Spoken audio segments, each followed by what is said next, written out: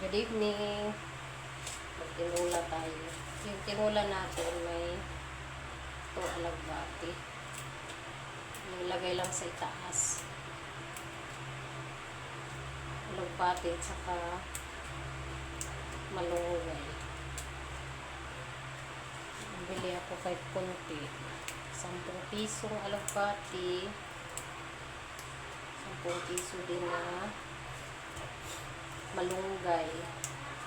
Tapos may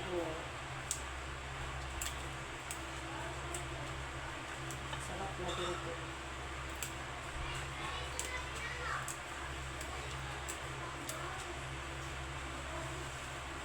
Maganda yung tinula na may dahon na gulay.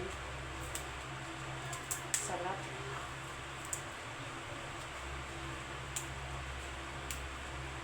Kunti lang yung alagbati. Ayan. Tapos yung malunggay naman,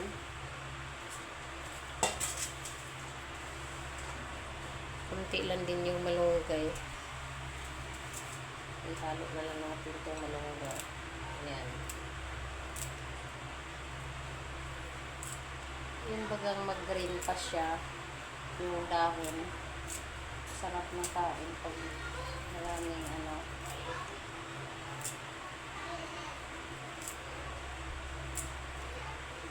maraming dahon na gulay. Ang malunggay na to ay sariwa din. Layo ng palengke dito, pero yan kasi yung gusto ko na maglakad, hindi sumakay.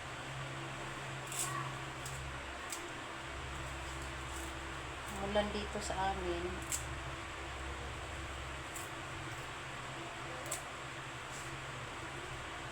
Kagabi din umulan.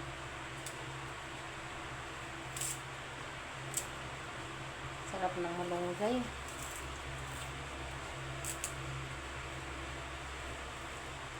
Yung ulam na tinula sa probinsya, pag magtula doon, kumuha agad ng malunggay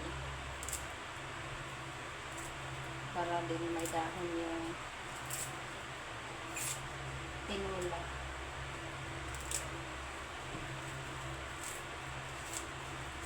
Ang dami ng malunggay sa dito.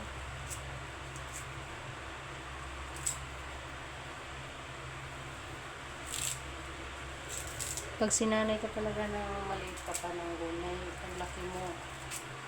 Ganun talaga, no? Pinakamasarap kasi yung ulam na gulay. Yan. Ang ating ulam, tinula naman. Dahon gulay. Kasi noon nagluto ako, yung nilagay ko sa tinula ay yung tawag ng repolyo na yun, yung boknoy. Yun ang nilagay ko. Para maiba din. Pero pag may malunggay, sarap din yung malunggay. Ayan. Lapit na. Kunti lang po dahon.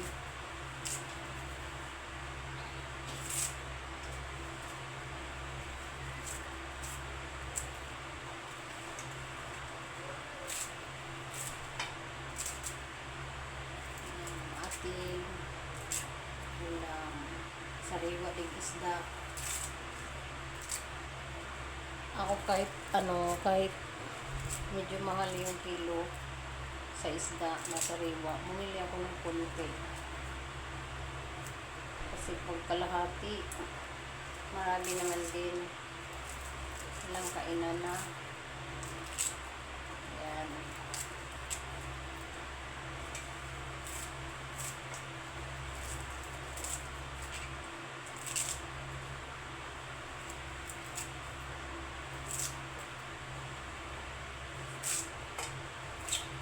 Aking tinula, idiliin lang ito natin sa tinula.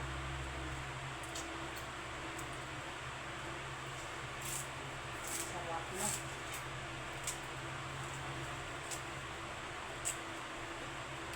naputol yung ano yung hindi ko na ito ihalo kasi ano yung tawag dito yung bata pa na malunggay kaya hindi ko hinalo.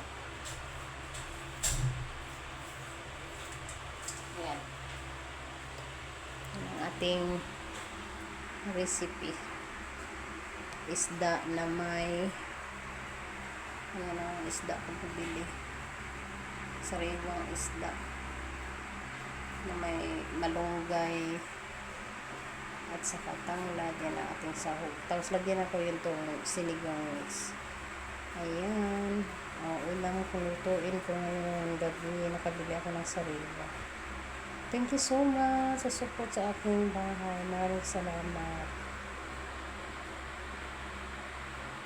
Bye.